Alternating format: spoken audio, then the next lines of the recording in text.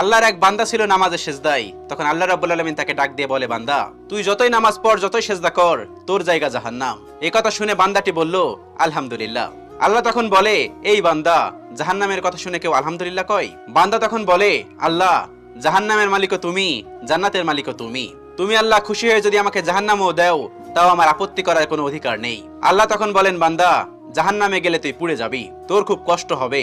বান্দা তখন বলতেছে, আল্লাহ, কষ্ট শুধু আমার হবে না, তোমারও হবে। আল্লাহ তখন বলতেছে, বান্দা, তুই পুড়বি জাহান্নামের আগুনে, আমার কষ্ট হবে কেন? বান্দা তখন বলে, আল্লাহ, কোনো মায়ের কোল থেকে যদি কোনো বাচ্চা পানিতে পড়ে যায়, তাহলে কোনো মাই দূরে দাঁড়িয়ে থাকতে পারে না, দৌড়ে গিয়ে বাচ্চাকে কোলে নেয়। আমার বিশ্বাস ওই মায়ের চেয়ে কোটি কোটি গুণ দয়া তোমার বেশি। আমাকে জাহান্নাম দিলে তুমিও আল্লাহ শান্তি পাবে না। আল্লাহ তখন বলে, বান্দা, এই দলিল তুই কই পাইলি? বান্দা তখন বলে, আল্লাহ, আমাদের জাতির পিতা ইব্রাহিম আলাইহিস সালাম তোমার প্রেম মুখে নিয়ে যখন নমরুদের আগুনে পড়ে গেল, তার আগেই তুমি বলে দিলে